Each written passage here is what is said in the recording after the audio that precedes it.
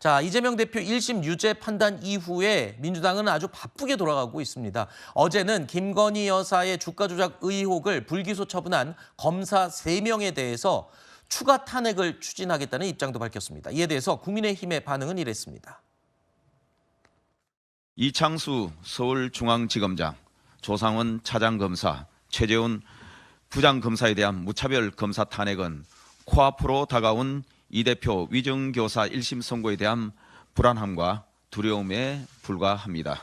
헌법재판소에서 뻔히 기각될 걸 알면서도 화풀이식으로 내지르는 묻지마 탄핵 타령, 이제 정말 자중하시기 바랍니다. 민주당은 이미 지난 7월에 4명 검사에 대해서 탄핵안을 발의했죠. 그리고 이번에 3명을 추가해서 그러니까 모두 7명째 검사 탄핵을 추진을 하는 겁니다. 그렇죠? 그러니까 저게 지금 그 탄핵하는 사유를 보면은 이게 사실 두 사유가 모순되는 경우도 많이 있어요. 예를 들면 본인에 대한 수사 등은 본인 또는 민주당에 대한 수사를 한 검사, 기소를 한 검사는 이건 또 탄핵을 해요. 위법이라고. 그래놓고 김건희 여사에 대해서 불기소한 또 수사검사 등에 대해서는 직무유기로 왜 기소를 안 했냐라고 해서 또 탄핵을 해요. 그러니까 본인들한테는 기소 내지 수사를 했다고 해서 탄핵을 하고 또 상대방에게는 또 기소하지 않았다고 해서 탄핵을 하고.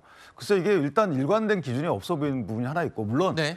두 경우 다 구체적인 탄핵 사유를 적시하지 못하고 있어요. 그리고 헌법재판소에서 인용된 적이 없는 것이고, 또 하나는 일반적인 국민에 대해서 어떤 실수를 했다거나 위법행위를 했다고 해서 탄핵을 추진하면 그나마 이해를 하겠는데, 전부 다 정치인들, 유력 인사들 상대로 한 관련된 사건을 이유로만 탄핵을 하기 때문에 네. 이게 과연 국민과 무슨 관계가 있는지 그런 의문이 들어요. 앞서 했던 4명 검사에 대한 탄핵도 보면 어떤 부분은 좀 사실관계가 다른 점, 틀린 점들도 많이 발견되기도 했잖아요. 근데 그 위에다가 또 3명을 또 추가 탄핵안을 내니까 글쎄요, 이 전체적인 신뢰도가 좀 떨어지는 건 아닌가라는 생각도 들어요.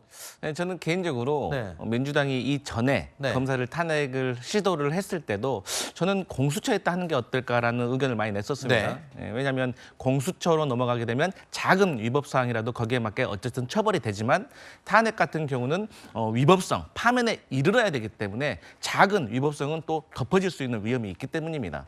하지만 이번에 탄핵을 신청한 것은 이전과 좀 다른 상황입니다. 네. 왜냐하면 이분들은 도이치모터스 주가 조작, 네. 김건희 여사와 관련된 불기소를 하신 분들이라고 저희는 판단을 하고 있고 네.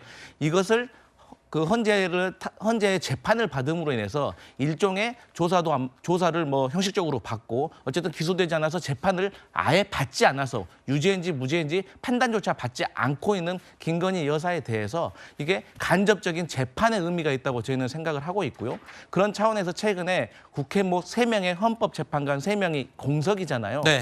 최근에 흥미로운 것이 국민의힘에서 민주당 2명, 국민의힘 1명으로 이거 통과시키자라는 의견들이 있다고 합니다. 네. 그래서 저는 여야가 좀 합의를 해서 네. 헌법재판관 3명을 빨리 추천을 하고 헌법재판소에서 한번 이러한 것에 대해서 한번 다퉈봤으면 좋겠다. 이런 입장입니다. 알겠습니다. 자, 그리고 이런 와중에 이 대장동 사업 실무자로 이 검찰 조사를 받다가 숨진 고 김문기 씨 전 처장. 이 김문기 씨 처장의 유족들이 언론 인터뷰를 통해서 최근의 소식을 전했습니다. 먼저 들어보시죠. 변호사 시절 때부터 연을 맺고 대장동 사업에 온몸과 마음을 바친 아버지를 이재명 후보님은 빈손은커녕 조의를 표하는 연락 한 통 없고 왜 어째서 모른다고.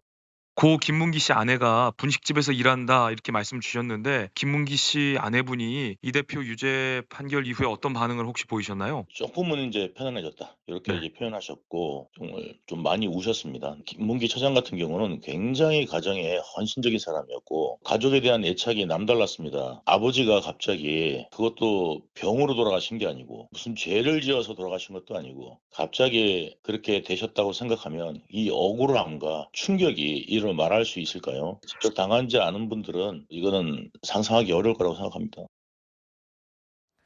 자, 고 김문기 전 처장의 유족들, 이재명 대표로부터 사과를 받는 게 중요한 게 아니다. 법원의 현명한 판단을 기다린다라는 입장을 밝히기도 했고요. 지금이라도 형의 억울함을 풀고 명예를 회복할 수 있어서 다행이다라는 입장을 전했습니다. 그러면서 1심 선고가 있었던 날 어머니가 형의 묘소에 가서 통곡을 했다. 뭐 이런 이야기까지 언론을 통해서 입장을 밝혔습니다.